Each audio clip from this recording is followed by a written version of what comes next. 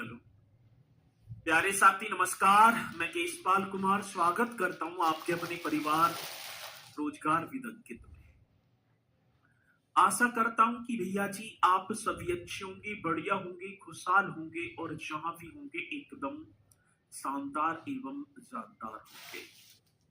प्यारे साथी, शाम के बज चुके हैं 5 और आप सभी को पता है कि एक बहुत बेहतरीन हमारी यूपी जीके की कक्षा जिसे आप कंटिन्यू करते ही आ ही रहे हैं। तो देख पाऊं तो शिवम जी हमारे साथ जुड़ते हुए और यहाँ पर सौरभ जी, हेमलता, अनूप यादव, जो है संजय पाल जी और मेरे साथी प्रतिभा, राजकमल जी। तो अब तो अमित कुमार, तो भैया जी अब तुम्हारी स्पीड हो गई है ज्यादा, तो मुझे ना दिखाई पड़ रहा हूं कुछ भी। उत्तर प्रदेश की योजनाएं हमारी चली हुई थी भैया जी। उत्तर प्रदेश की प्रमुख योजनाएं आप एक हेडिंग डाल भी पा रहे हैं, वहीं से आप जो है ऐड कर देना उत्तर प्रदेश की प्रमुख योजनाएं, ठीक है ना। मेजर स्कीम योजनाएं, पहले तो आप सभी को एक हेडिंग डाल देनी है उत्तर प्रदेश की प्रमुख योजनाएं। अब वहीं से आप तो अब डालने की जरूरत ही ना है, क्योंकि आपने कल कक्षा की थी भी, तो सर जी अब हमें डालने की कोई जरूरत नहीं है, क्योंकि हमने तो कल कक्षा की थी और हमारी 4 योजनाएं हो गई हैं और सर जी एक योजना मतलब कि और आगे की योजना अब स्टार्ट करनी है, ठीक है। तुम्हारी कितनी हो गई सर जी? तुम्हारी योजना हो गई थी 4 और इसी के साथ हम चलते हैं अपनी 5वीं योजना की तरफ। एक भैया जी 5वीं योजना होगी और योजना का नाम होगा भाग्य लक्ष्मी योजना। और आप एक और मैं आपको बताऊं, भाग्य लक्ष्मी योजना, एक बात मैं आप सभी को अवगत कराना चाहूंगा कि भैया जी ये जो भाग्य मतलब की योजना उत्तर प्रदेश सरकार द्वारा संचालित जनमुखी योजनाएं टॉपिक अलग दिया हुआ है, तो इसलिए मेरे साथी योजना निश्चित तौर पर पूछी जाएगी। तो भाग्य लक्ष्मी योजना आप एकदम शानदार कल की कक्षा से टेलीग्राम से प्रश्न आए थे। अच्छा ठीक है, तो मिलते रहेंगे, ठीक है। चलो जी बहुत बढ़िया सर, आप ही बच्चों की समस्या सही सुनते हो सर जी। चलो ये तो सही है ही, सुनता रहूं। और प्रैक्टिस सेट तो चल तो रहे हैं, लेकिन अब जैसे ही इस वीक में तो आपका यूपीजीके का सिलेबस खत्म हो जाएगा, तो मैं कोशिश किया करूंगा कि हर सैटरडे आपको, क्योंकि यदि सिलेबस कंप्लीट हो गया तो आप भूल में पड़ जाएंगे, तो इसलिए हर सैटरडे को मैं आपके लिए पीवाईक्यू और एमसीक्यू क्वेश्चनों की 60-70 क्वेश्चन या 50-60 क्वेश्चन जो भी हुआ करेंगे वो लाया करूंगा, ठीक है ना। अब चलते हैं भैया जी इस योजना की स्टार्टिंग, ठीक है। तो आप लिख देना सर स्टार्टिंग मैंने पढ़ी थी 2017, स्टार्टिंग की बात आई तो सर जी 2017 यहां पर आप लिख देना। अब ये भाग्य लक्ष्मी योजना है क्या? राज्य में कन्या भ्रूण हत्या को रोकना। राज्य में आपने देखा होगा कन्याओं का गर्भपात करा दिया जाता है, सती, तो राज्य में कन्या भ्रूण हत्या को रोकना और लिंगानुपात जो सेक्स रेशियो है मतलब कि इसे समान करना, कहने का मतलब है बेटा और बेटिया को समान नजरिए से देखना। तो इस योजना का ऑब्जेक्ट हमसे पूछा गया, भैया जी ऑब्जेक्ट क्यों, किस उद्देश्य से योजना स्टार्ट की गई, तो आप लिख देना राज्य में कन्या भ्रूण हत्या को रोकना। राज्य में कन्या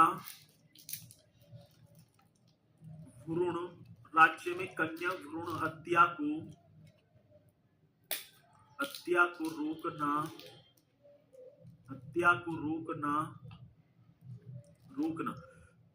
एवं लिंगानुपात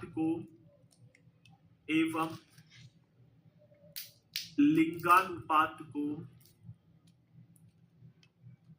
लिंगानुपात को नियंत्रित करना। लिंगानुपात को क्या करना है भैया जी? नियंत्रित करना। पहली बात तो ये, जो राज्य में कन्याओं का जो भ्रूण हत्या, जो गर्भपात करा दिया जाता है, अल्ट्रासाउंड कराया, पता, अब तो वैसे ये दंडनीय अपराध है, सजा का प्रावधान है, लेकिन यदि आपको पता चल गई कि भैया जी पिटिया हुई है, ठीक है, और इसी के बाद भैया जी सर आप बहुत ही अच्छे हैं, अच्छे, हम लोगों की इतनी परवाह करते हैं, चलो बहुत बढ़िया, ठीक है, धन्यवाद। अब आप आगे चलो, परवाह उसी दिन होगी जिस दिन आप सभी का सिलेक्शन हो जाएगा। तो सर प्लीज ये बताओ, यूपी की नदियां नहीं कराई? ठीक है, तो भैया यूपी की नदियां सिलेबस ना दे रखा, आप सिलेबस, जब मैंने पहले दिन कक्षा ली थी तो आप सिलेबस देखा करो, ये आप सभी को कर देना है। और साथ ही इसमें क्या होगा, यदि भाग्य लक्ष्मी योजना, इसमें क्या है, बेटी के जन्म के समय या बेटी के जन्म पर उसके नाम पर 50,000 रुपए का बॉन्ड दिया जाता है, ठीक है। तो आप यदि इस, ये तो हो गया, हाँ सर, अब इसमें क्या होगा, जन्म के समय यदि बेटी का जन्म है, अब ये भी शर्त होगी, अब समय थोड़ी मिलेगा, लेकिन शर्त मैं आप सभी को बताऊंगा। जन्म के समय बेटी के जन्म पर उसके नाम से, ये लिख देना, बेटी के जन्म पर, बेटी के जन्म पर, बेटी के जन्म पर उसके नाम से, मतलब बेटी के नाम से, उसके नाम से 50,000 रुपए का, कितने भैया जी, 50 की लिख दूं, समझ जाना, 50,000 रुपए का बॉन्ड दिया जाता है। रुपए का क्या मेरे साथी, बॉन्ड दिया जाता है, बहुत बढ़िया, बॉन्ड दिया जाता है, ये पॉइंट आप सभी को लिख देना। तो सर जी बेटी के जन्म पर उसके नाम से 50,000 रुपए का बॉन्ड दिया जाता है, और ठीक है, और जब जो बेटी के 21 वर्ष की होने पर लगभग 2 लाख की परिपक्वता राशि बन जाती है, दिया जाता है। जो बेटी के, यहाँ लिख देना, जो, हाँ सर जी, बेटी के 21 वर्ष, बेटी के कितने, 20 वर्ष होने पर, 20 वर्ष मतलब 21 वर्ष, बेटी के 21 वर्ष की होने पर लगभग, हाँ सर जी, लगभग क्या होगा, 2 लाख रुपए की, लगभग 2 लाख रुपए की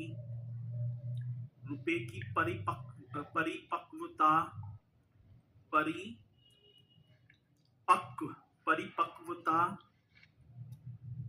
राशि बन जाती है। राशि क्या होगी भैया जी, बन जाती है, ये जो राशि है ना, ये कितनी बन जाती है, ठीक है, 2 लाख रुपए की राशि बन जाती है।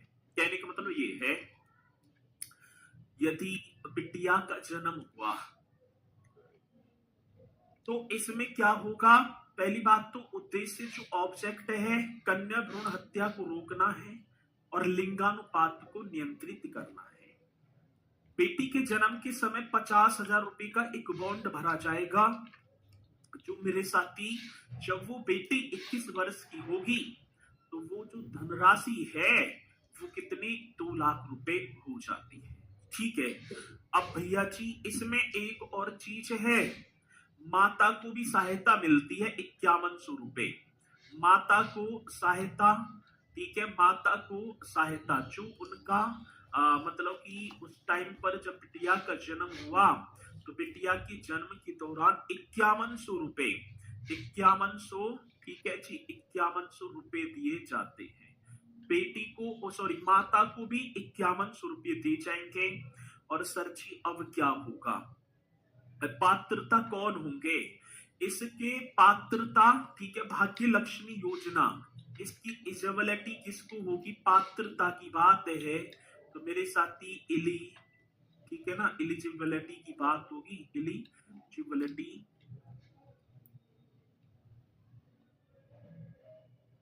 ठीक है। तो एलिजिबिलिटी किसको, पहली बात अभी तक उत्तर प्रदेश का स्थायी निवासी होना चाहिए। पहली बात क्या होना चाहिए भैया जी, आवेदक जो फॉर्म डाल रहा है, आवेदक उत्तर प्रदेश का स्थायी, आवेदक उत्तर प्रदेश का स्थायी निवासी होना चाहिए। एक बात तो ये भैया जी, ठीक है, एक बात तो क्या हो गई, आवेदक उत्तर प्रदेश का स्थायी निवासी होना चाहिए, पहली बात जी सर।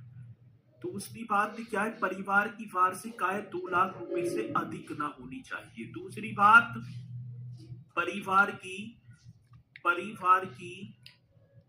दूसरी बात क्या होगा, परिवार की वार्षिक आय, परिवार की कैसी मेरे साथी वार्षिक आय, परिवार की वार्षिक आय 2 लाख रुपए से अधिक नहीं होनी चाहिए, अधिक नहीं होनी चाहिए। ये भी आप सभी को लिख देना है, परिवार की जो वार्षिक आय है वो 2 लाख रुपए से अधिक नहीं होनी चाहिए, ठीक है। तो ये पॉइंट एकदम आप सभी को नोट कर लेना है, यूट्यूब पर करवाया करो, ठीक है, करवा दूंगा सर, सिर्फ 2000 अकाउंट में आते हैं, अच्छा 2000 यार नहीं, ये इस योजना को आप लिख देना बढ़िया तरीके से, और योजना होगी उत्तर प्रदेश में भाग्य लक्ष्मी योजना। 2017 में स्टार्टिंग, राज्य में कन्या भ्रूण हत्या को रोकना, लिंगानुपात को नियंत्रित करना, बेटी के जन्म पर उसके नाम से 50,000 रुपए का बॉन्ड दिया जाएगा, जब बिटिया 21 वर्ष की हो जाएगी तो 2 लाख रुपए की राशि हो जाएगी, माता को भी 5100 रुपए दिए जाते हैं। पात्रता एलिजिबिलिटी, आवेदक उत्तर प्रदेश का स्थायी निवासी होना चाहिए, और परिवार की वार्षिक आय 2 लाख रुपए से अधिक नहीं होना चाहिए, ठीक है। ये पॉइंट आप एकदम राइट कर देना, ठीक है, ठीक है भैया जी, आगे बात समझ में, चलो जी। अब इसी के साथ एक और छठवीं योजना होगी, उत्तर प्रदेश बेरोजगारी भत्ता योजना। भैया जी एक और योजना आप करेंगे, उत्तर प्रदेश बेरोजगारी, ये आप कर देना, उत्तर प्रदेश बेरोजगारी भत्ता योजना। अब बेरोजगार, अब सपोज करो जैसे कि हम बेरोजगार हो गए, अब उत्तर प्रदेश सरकार ने एक बेरोजगारी भत्ता योजना भी चलाई थी, जो कि मेरे साथी 2012 में, इसकी स्टार्टिंग की बात आ जाती है ना, स्टार्टिंग आप करेंगे सर जी 2012 में, 2012, बहुत बढ़िया सर। तो क्वेश्चन क्या होगा, उत्तर प्रदेश बेरोजगारी, ठीक है, हाँ जी, उत्तर प्रदेश बेरोजगारी भत्ता योजना, ये कर देना, और इसमें शिक्षित और प्रतिभाशाली युवाओं को, ठीक है ना, आर्थिक सहयोग देना। अब जैसे इसमें बेरोजगारी भत्ता क्या होगा, शिक्षित, अब जैसे हम तुम पढ़े लिखे एवं जो बेरोजगार हैं उनको, और प्रतिभाशाली है, गुण छिपा हुआ है, उन्हें आर्थिक सहायता दी जाएगी, ठीक है जी। तो उत्तर प्रदेश की बात है, चलो जी आगे बात समझ में, उत्तर प्रदेश बेरोजगारी भत्ता योजना, ये आप ऑब्जेक्ट इसका क्या करेंगे, ऑब्जेक्ट ये आप लिख देना मेरे साथी, ऑब्जेक्ट उद्देश्य शिक्षित और प्रतिभाशाली युवाओं को, शिक्षित और प्रतिभाशाली युवाओं को क्या देना है भैया जी, आर्थिक सहयोग देना। शिक्षित एवं, ये तो यही हो गया, शिक्षित और प्रतिभाशाली युवाओं को ये बता देना सर जी, शिक्षित एवं प्रतिभाशाली, शिक्षित एवं प्रतिभाशाली युवाओं को प्रतिभाशाली युवाओं को शिक्षित एवं प्रतिभाशाली युवाओं को आर्थिक सहयोग देना। कैसा सर जी? आर्थिक सहयोग देना। ये आप सभी को नोट कर देना है। जैसे क्या होगा, मतलब शिक्षित भी है, अंदर प्रतिभा भी है, तो उन्हीं के लिए भैया जी ये आर्थिक सहयोग वगैरह देना है। पात्र युवाओं को 1000 से 1500 रुपया की धनराशि वित्तीय सहायता दी जाती है। दूसरी बात क्या होगा, वित्तीय सहायता कितनी होगी सर? ठीक है, अब वित्तीय सहायता के बारे में बात आई कि सर जी इसमें वित्तीय सहायता क्या होनी चाहिए, तो आप लिखेंगे वित्तीय सहायता, हाँ जी, पात्र जो युवा हैं जो इसके हकदार है 1000 से 1500 रुपए तक। ठीक है, ये लिख देना सर जी। पात्र युवाओं को, बहुत बेहतरीन क्वेश्चन है, पात्र युवाओं को 1000 से 1000 रुपये से 1000 रुपये से 1500 रुपया, 1000 रुपये से 1500 ऐसे कर देना। पात्र युवाओं को 1000 से 1500 रुपये तक वित्तीय सहायता, 1500 रुपये तक वित्तीय सहायता राइट कर देना सर जी। कौन सी सहायता? वित्तीय सहायता। एकदम राइट, एकदम करेक्ट भैया जी, आप सभी को नोट कर देना है। अब इसमें क्या होगा, जो प्रतिभाशाली युवा हैं, ठीक है, जो प्रतिभाशाली युवा हैं उन्हें क्या मिलेंगे भैया जी, उन्हें 1000 रुपए से 1500 रुपया उनके खाते में आ जाएंगे। अब इसमें क्या होगा, अब ये हमें जो पात्रता है ना, ये सबसे ज्यादा इन पर एलिजिबिलिटी जो है, ये एलिजिबिलिटी जो होंगी इन पर ही तो फोकस करना है। तो ये सबसे ज्यादा, ठीक है ना, क्वेश्चन आता है एलिजिबिलिटी। चलो जी, अब ये क्या क्या होगी, पात्रता की बात है। पात्रता भैया जी, आवेदक उत्तर प्रदेश का स्थायी निवासी होना चाहिए। पहली बात क्या होगी मेरे साथी? पहली बात होगी आवेदक उत्तर प्रदेश का स्थायी निवासी होना चाहिए। उत्तर प्रदेश का आवेदक उत्तर प्रदेश का स्थायी निवासी होना चाहिए। बहुत बढ़िया सर जी, आवेदक उत्तर प्रदेश का स्थायी निवासी होना चाहिए। ठीक है जी, एकदम राइट क्वेश्चन होगा, आवेदक उत्तर प्रदेश का स्थायी निवासी होना चाहिए। दूसरी बात, आवेदक कम से कम 10वीं कक्षा, अब तुम देख लो 10वीं पढ़े लिखे तो है ही सब। आवेदक कम से कम 10वीं कक्षा उत्तीर्ण हो। 10वीं जो कक्षा है, आवेदक कम से कम 10वीं कक्षा क्या होना चाहिए, उत्तीर्ण हो। अब देखो भैया जी, अब जैसे हम होमगार्ड के लिए 10वीं पास तो है ही है, हम शिक्षित की श्रेणी में तो आगे सरकार की नजरों में। और दूसरी बात, जब हम भैया जी इस योजना के लिए हम पात्र हो जाएंगे, आप भर सकते हैं, तो आपको भैया जी मतलब कि 1000 से 1500 रुपया प्रति माह वित्तीय सहायता इसमें मिल सकती है। आवेदक की आयु 21 वर्ष से 35 वर्ष के बीच होनी चाहिए। अब ऐसे ना है कि आप भैया जी 18 वर्ष के ही हो, तो आवेदक की आयु, हाँ सर, आवेदक की आयु की बात आती है ना, आवेदक की आयु 21 वर्ष से 35 वर्ष, ठीक है, 21 वर्ष से 35 वर्ष के बीच होनी चाहिए। ठीक है, बीच होनी चाहिए। बहुत बेहतरीन क्वेश्चन है जो कि हमसे ये पूछा जाता है। आवेदक की आयु 21 वर्ष से 35 वर्ष के बीच होनी चाहिए। परिवार की वार्षिक आय 3 लाख रुपए से अधिक ना होनी चाहिए। ठीक है सर, इतना डीप पूछा जाता, यही तो पूछे जाएंगे, ये पॉइंट पूछे जाते हैं, डीप ना है। ठीक है, दूसरी बात, आप परिवार की वार्षिक आय 3 लाख रुपए से अधिक ना होनी चाहिए।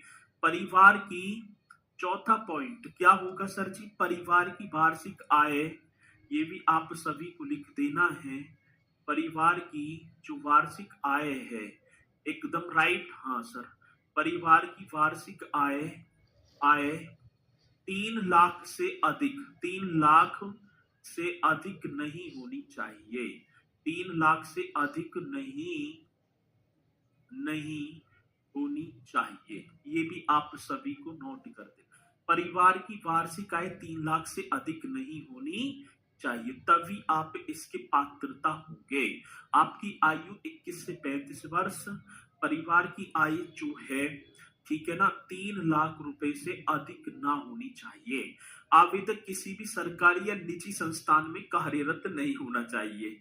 बेरोजगार हो एकदम, ठीक है, घर से एकदम ऐसे ललकार सी मिलनी चाहिए कि भैया जी बहुत बुरी स्थिति होनी चाहिए तब। आवेदक किसी भी, ठीक है, अब आवेदक किसी भी, ये भी आप सभी को लिख देना है, आवेदक किसी भी सरकारी संस्थान जो होते हैं ना, आवेदक किसी भी सरकारी या निजी जो संस्थान है या निजी संस्थान में कार्यरत न होना चाहिए, निजी संस्थान में कार्यरत न होना चाहिए, कार्यरत न होना चाहिए। बहुत बेहतरीन क्वेश्चन है, ठीक है जी, एकदम राइट होगा। आवेदक किसी भी सरकारी या निजी संस्थान में कार्यरत न होना चाहिए। अब भी चल रही है योजना, ठीक है। चलो जी, होमगार्ड के बारे में बता दो। होमगार्ड की बुक 149 में कहां से लें? एप्लीकेशन पर देखो भैया जी अब बुक, ठीक है। ये पॉइंट ये किसके हैं तो ये आप बताएंगे, उत्तर प्रदेश बेरोजगारी भत्ता योजना, इन्हें रट देना एकदम। इसी के साथ मेरे साथी कन्या विद्याधन योजना, एक और आप करेंगे, आप एक योजना और लिखेंगे, कन्या विद्याधन योजना, कैवी? सातवीं योजना नाम होगा कन्या विद्याधन योजना। बहुत ही बेहतरीन योजना कन्या विद्याधन योजना। छापो जी, छाप दो, कन्या विद्याधन योजना। आ रही है बात समझ में? हाँ सर। वैसे तो योजना 2012 में स्टार्ट हुई थी अखिलेश यादव जी की सरकार में, और आर्थिक रूप से कमजोर वर्ग की मेधावी छात्राओं को उच्च शिक्षा के लिए प्रोत्साहित करना। अब कुछ ऐसी छात्रा होती हैं, माना कि जिन्होंने 12th कक्षा करी और 12th कक्षा करने के बाद अब आगे की पढ़ाई एकदम समाप्त। आगे की पढ़ाई क्या होगी भैया जी? अब समाप्त। घर वाले भी बोलेंगे कि अब हम आगे की पढ़ाई नहीं करवा सकते। तो दूसरी बात, तो उन्हीं को मद्देनजर रखते हुए मेरे साथी उन्हीं सारी चीजों को कन्या विद्याधन योजना, आर्थिक रूप से कमजोर वर्ग की मेधावी छात्राओं को ये जो स्टार्ट की गई थी, इसका जो ऑब्जेक्ट जो था ये आपको करना है। ऑब्जेक्ट क्या होगा? आर्थिक रूप से कमजोर वर्ग की मेधावी छात्राओं को कैसा होगा भैया जी? आर्थिक रूप कमजोर है बेचारी, आर्थिक रूप से कमजोर वर्ग की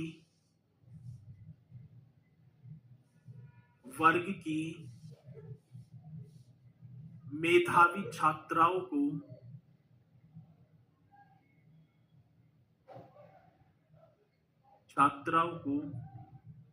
उच्च शिक्षा के लिए, अब आगे की पढ़ाई करो भैया, हायर एजुकेशन, यही तो है। हाँ, आर्थिक रूप से कमजोर वर्ग की मेधावी छात्राओं को उच्च शिक्षा के लिए प्रोत्साहित करना। उच्च शिक्षा के लिए क्या करना है? प्रोत्साहित करना। जब उन्हें थोड़ी बहुत भैया जी धनराशि मिल जाएगी तो बेचारी आगे को हिम्मत भी भरेंगी। हाँ जी, तो ये पॉइंट आपको कर देना है, ठीक है। चलो जी,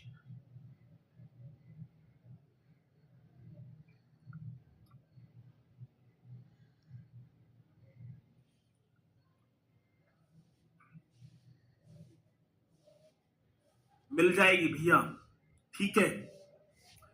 आर्थिक रूप से कमजोर वर्ग की मेधावी छात्राओं को उच्च शिक्षा के लिए प्रोत्साहित करना।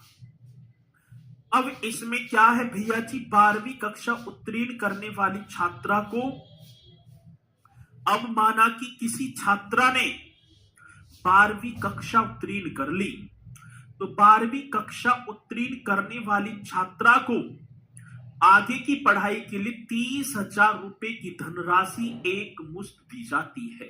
ठीक है, चलो जी। अब दूसरी बात, इसकी जो लाभार्थी होंगी, ये तो उद्देश्य हो गया। अब बात आएगी भैया जी लाभार्थी की। अब लाभार्थी छापो जी।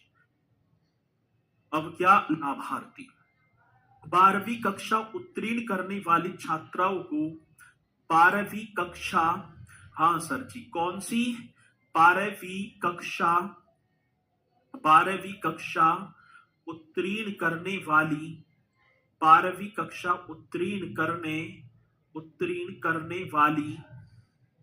करने वाली मेधावी छात्राओं को, भैया जी कौन सी छात्राओं की बात होगी, तो आप राइट करेंगे मेधावी छात्राओं को। 12वीं कक्षा उत्तीर्ण करने वाली मेधावी छात्राओं को आगे की पढ़ाई के लिए, हाँ सर, आगे की पढ़ाई, अब वो बेचारी आगे की पढ़ाई करेंगी। आगे की पढ़ाई के लिए कितना, पढ़ाई के लिए भैया जी 30 के का मतलब समझ लो 1000, 30,000 एक मुश्त आर्थिक सहायता, 30,000 रुपए की एक मुश्त आर्थिक सहायता, एक मुश्त दी जाएगी, एकदम ऐसा ना टुकड़ान में, आर्थिक सहायता। बहुत बढ़िया सर जी, यही तो होना चाहिए। हाँ सर, ये लेकिन अखिलेश यादव की सरकार में स्टार्ट की थी। पहले जो मिलते थे 20,000 रुपए थे 2012 में जब ये योजना आई, और 2016 में ये कर दी भैया जी 30,000 रुपए। 2012 में जब योजना स्टार्ट हुई तो 20,000 रुपए मिलते थे, लेकिन आज देखा जाए तो भैया जी, आज देखा जाए तो ये आप जो है 30,000 रुपए इसी कर देना। इसी मेरे साथी को कोई डाउट है? नहीं जी। आगे चलेंगे, 8वीं योजना वृद्धावस्था पेंशन योजना। आज आपने देखा भी होगा भैया जी, वृद्धा अवस्था कौन सी, वृद्ध व्यक्ति है, वृद्धावस्था पेंशन योजना। बहुत बेहतरीन क्वेश्चन मेरे साथी, कौन सी वृद्धा अवस्था पेंशन योजना, एकदम राइट कर देना सर, वृद्धावस्था पेंशन योजना। अब वृद्धा अवस्था, वृद्ध जो 60 वर्ष से अधिक आयु के हैं, उन्हें भैया जी, उनके लिए यह योजना स्टार्ट की गई, वृद्धों को पेंशन के रूप में आर्थिक सहायता देना। भैया जी इस योजना का ऑब्जेक्ट था वृद्धों को आर्थिक सहायता के रूप में, मतलब पेंशन के रूप में, ये लिख देना भैया किसकी बात चल रही है, वृद्धों को पेंशन के रूप में, पेंशन के रूप में आर्थिक सहायता देना, पेंशन के रूप में आर्थिक सहायता। जी सर जी, कैसी सहायता मेरे साथी, आर्थिक सहायता देना। छापो, छाप दिया जी, एकदम करेक्ट। वृद्धों को पेंशन के रूप में आर्थिक सहायता, इकोनॉमिक हेल्प देना, ये आप लिख देना सर जी। ठीक है, मतलब वृद्धों को पेंशन के रूप में आर्थिक सहायता। ठीक है, ये कब आई थी, तो ये बहुत पुरानी योजना है, कभी इंदिरा गांधी के टाइम की थी, उन्हीं का ये पार्ट है। जिनकी ईयर दे रखे उन्हें लिखाऊंगा बाकी। अब इसका जो संचालन है ना, इसका संचालन ये आप सभी को कर देना मेरे साथी, इसका संचालन उत्तर प्रदेश समाज कल्याण विभाग द्वारा किया जाता है। उत्तर प्रदेश, हाँ सर जी, उत्तर प्रदेश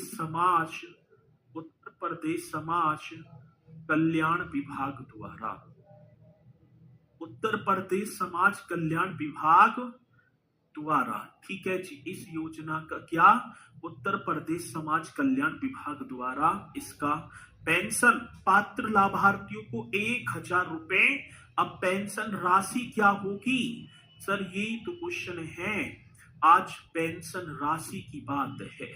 तो आप लिख देना पात्र लाभार्थियों को, पात्र, हाँ सर जी, लाभार्थियों को, ये क्वेश्चन आता है सर जी, पात्र लाभार्थियों को प्रति माह 1,000 रुपए, प्रति माह 1,000 रुपए, मतलब 1,000 रुपए। अब जो ये वृद्ध जो होके ना, ठीक है भैया, स्थापना कब हुई, तो इसकी स्थापना न दे रखी, पहली है योजना, ठीक है, इंदिरा गांधी की टाइम पर चली आई थी। यदि इनकी ईयर मैं अपने आप लिखा दूंगा, ठीक है, चलो सर ये आप कर देना। अब ये 1,000 रुपए, और ये जो 1,000 रुपए आएंगे ना, ये त्रिमासिक, मतलब कि त्रिमासिक 3 महीना में आएंगे। त्रिमासिक मतलब कि 1,000 रुपए प्रति माह के हिसाब से, कहने का मतलब 3,000 रुपए त्रिमासिक आ जाएंगे, मतलब वर्ष में 4 बार आएंगे लाला, हर महीना ना आएंगे, वर्ष में 4 बार आएंगे, हर 3 महीना में 3,000 रुपए आपको मिल जाएंगे। मंडल माचिस, ये सारे 60 साल की अधिक उम्र है, तो अब कमाने की तो जो है वो है ही ना, ठीक है, वैल्यू खत्म हो गई। अब मंडल माचिस का खर्चा चल जाएगा, आई गई बहन बेटियों को 10-20 रुपए की विदा भी चली जाएगी। कोई वैसे जो है मन कर आया भैया जी खाने का, क्योंकि बुढ़ापे में जो मन हो जाता है बच्चे की तरह होता है, चीज खाने को मन करे कचरी बचरी, तो उनके लिए भैया जी सरकार ने भी ये बंदोबस्त कर दिया है। अब भैया जी पात्रता मानदंड जो है आपकी एलिजिबिलिटी, अब कौन कौन लेगा इसे, अब ये कौन पात्र होगा इसे लेने का, चले जी, तो आपका बता देना भैया जी, पात्रता, पात्रता, ये आप हेडिंग डालेंगे एलिजिबिलिटी, एलिजिबिलिटी, ठीक है ना। अब कौन, मतलब वृद्धावस्था पेंशन योजना, अब इसकी पात्र, पहली बात, आवेदक उत्तर प्रदेश का स्थायी निवासी होना चाहिए, ठीक है जी और क्या, ऐसी तो है। अब क्या होगा सर जी, आवेदक उत्तर प्रदेश का निवासी होना चाहिए। पहली बात क्या भैया जी, जो भी आवेदक है, आवेदक उत्तर प्रदेश का निवासी होना चाहिए, ठीक है, निवासी होना चाहिए, ये एकदम राइट है। पहली बात तो ठीक है, उत्तर प्रदेश मतलब आवेदक उत्तर प्रदेश का निवासी होना चाहिए। आवेदक की आयु, आवेदक की जो आयु है, आवेदक की आयु 60 वर्ष या उससे अधिक होनी चाहिए, उससे अधिक होनी चाहिए, ठीक है, होनी चाहिए। अब दादा दादी हैं, दादा दादी, दादी सही, ठीक है, पोती कहेगी माँ 100 रुपया दे दे रही, मेरी पेंशन कहाँ, यह भी चलो ठीक है, पेंशन अब के पता ना कैसे लेट कर दी, अब बेचारे इनका पेंशन पे ही अपना जो है जो रहता है, ठीक है। तो आवेदक की आयु 60 वर्ष या उससे अधिक होनी चाहिए, 60 वर्ष की अवस्था में बुढ़ापा आ जाएगा, ठीक है। दूसरी बात क्या होगी सर जी, आय सीमा, अब ये भी बात है आय सीमा, आय सीमा की बात होगी तो भैया जी आय मतलब इनकम, अब इनकम मतलब कि अब बुढ़ापे में देखो भैया जी, इनकम के भी 2 स्रोत बनाए इन्होंने, एक तो आपके हो गया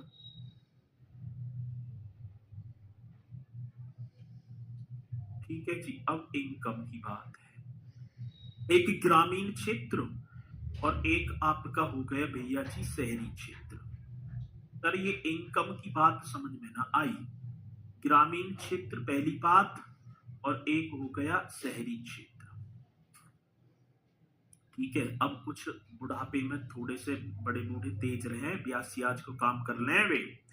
वार्षिक आय ग्रामीण क्षेत्र में जो है, मतलब जो भी व्यक्ति है, दादा दादी है, उनकी जो वार्षिक आय है रुपये, ये भी बहुत इंपोर्टेंट क्वेश्चन है, 46,080 से वार्षिक आय 46,000, मतलब 46,080 से 80 से अधिक नहीं होनी चाहिए, से अधिक नहीं होनी चाहिए, अधिक नहीं होनी चाहिए, होनी चाहिए।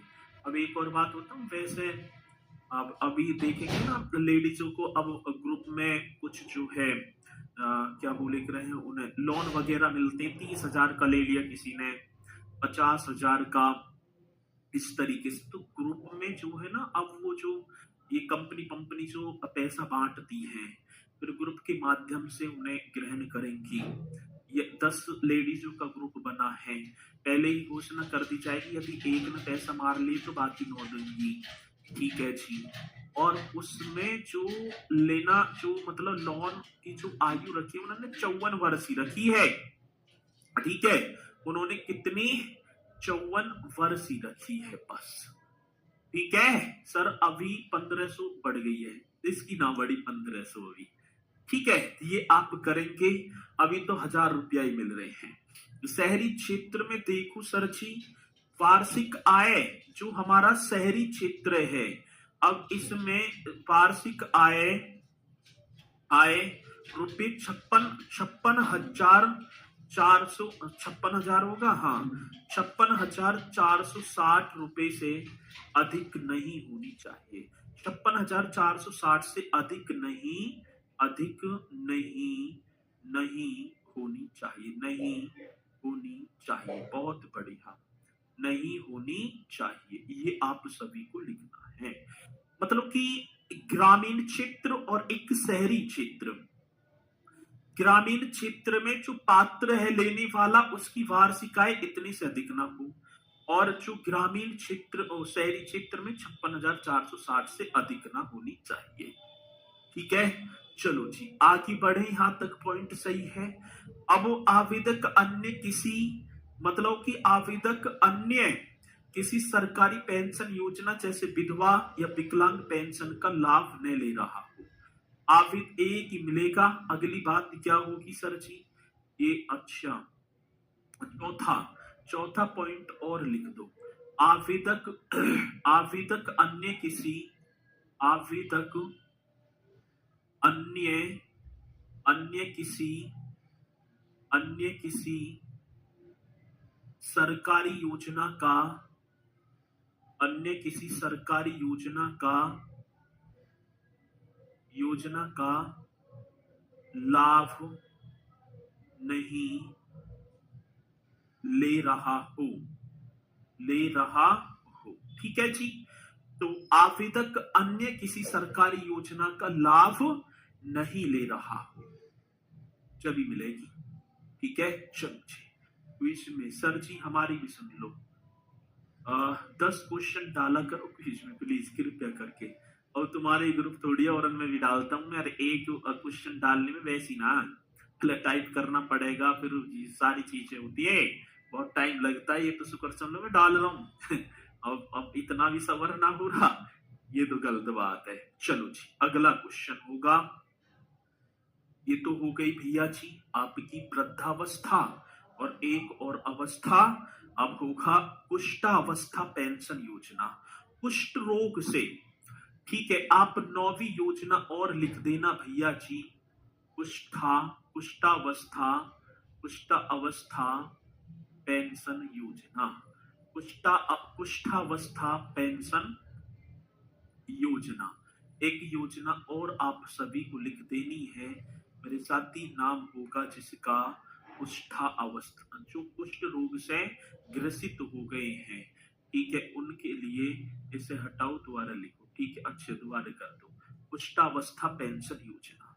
अब इस योजना में इस योजना में प्रति माह 3,000 रुपए, ठीक है। कुष्ठा अवस्था पेंशन योजना में प्रति माह कितने, तो 3,000, तीन तीन के मतलब 300, 300 ना 3,000 रुपए मिलेंगे प्रति माह।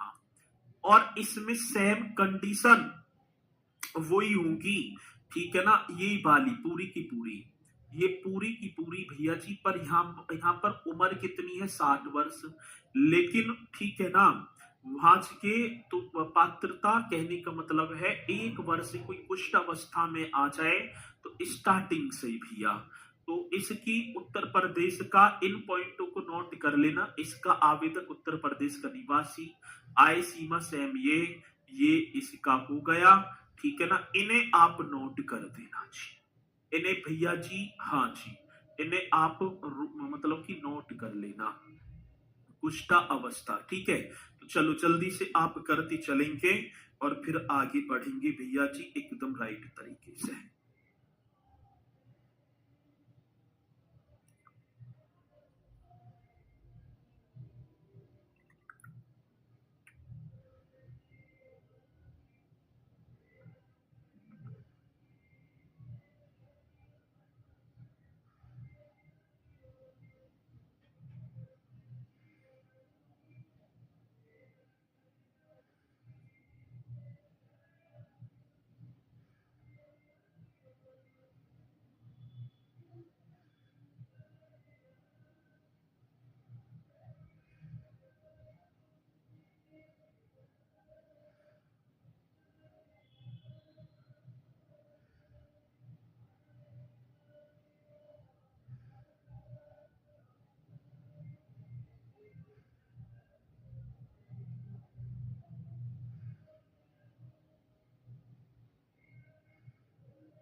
चलो भाई आगे बढ़ जाएं, आगे बढ़ जाएं भैया जी। चलो जी, मतलब कि कुष्ठ रोग के कारण दिव्यांगता झेल रहे, जैसे कुष्ठ, जैसे देखा कि एक पैर पर मार गए, पीलिया से ही बोलेंगे हम, पैरालाइसिस हो गए ना, इस तरीके से किसी का नीचे शरीर काम न करता है, वो विकलांगता की श्रेणी में आते हैं, ठीक है ना। तो कुष्ठ रोग, किसी की नेत्र चले जाते हैं, तो वो ही हो गया।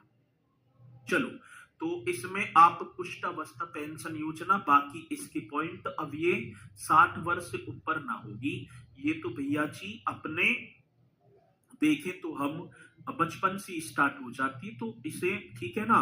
अब छोटा बच्चा है, दिव्यांग हो गया, ठीक है, कुष्ठ रोग के कारण, तो उसे तभी से ये 3,000 रुपया प्रति माह मिलने स्टार्ट हो जाएंगे। एक दिव्यांग पेंशन योजना भी होगी सर जी, कौन सी, तो आप लिख देना दिव्यांग दिव्यांग पेंशन योजना। बहुत बढ़िया, दिव्यांग पेंशन योजना राइट कर दो सर जी, दिव्यांग पेंशन योजना।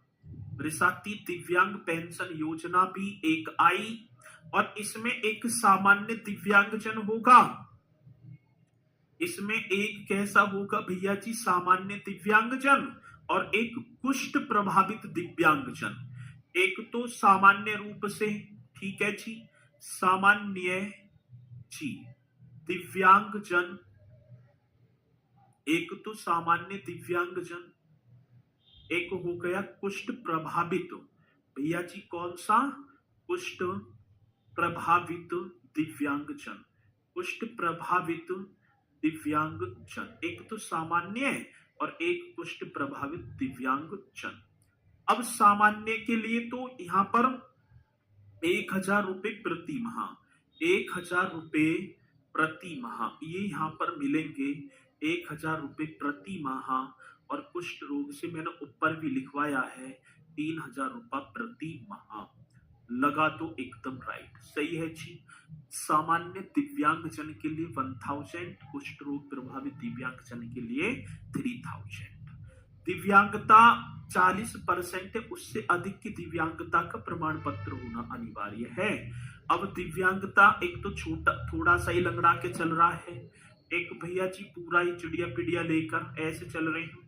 तो दिव्यांगता जो होगी न्यूनतम, ये आप क्या करेंगे सर जी, न्यूनतम 40%, न्यूनतम कितना हो, कम से कम 40% या उससे अधिक, या क्या होगा सर जी, या उससे अधिक, ये क्वेश्चन होगा, या उससे अधिक। न्यूनतम 40% या उससे अधिक की दिव्यांगता, उससे अधिक की दिव्यांगता का, बहुत बेहतरीन क्वेश्चन है, उससे अधिक की दिव्यांगता का प्रमाण पत्र होना, दिव्यांगता का क्या हो गया मेरे साथी, प्रमाण पत्र होना अनिवार्य है। प्रमाण पत्र होना क्या है सर जी, अनिवार्य है। एकदम राइट करेंगे, एकदम राइट। न्यूनतम 40% या उससे अधिक की दिव्यांगता का प्रमाण पत्र होना अनिवार्य है। आगे बात समझ में, चलो जी, आज लेट हो गए हम सर जी, कोई बात ना, जब जगे तभी सवेरा। जब जिस टाइम आंख खुले उसी टाइम ये समझ लेना सवेरा हो गया। आगे बात समझ में, तो जब जगे तभी सवेरा, ऐसे मान लो, ये भी एकदम राइट। अब इसकी बात है भैया जी, अब दिव्यांगता का प्रमाण पत्र क्या होगा, सेम यही पॉइंट उतार देना, वृद्धावस्था वाले, हाँ ये वाले, ठीक है ना, पात्रता मतलब एलिजिबिलिटी सेम यही वाले। यहाँ आवेदक की आयु 60 है तो यहाँ 18 कर देना, यहाँ क्या कर देना भैया जी, 18। आगे बात तो समझ में ना, बाकी सारे के सारे वही होंगे, बाकी सारे के सारे मेरे साथी वही होगा, ठीक है जी। चलो जी, इन्हें करना, आवाज नहीं आ रही होगी भैया, आ रही होगी।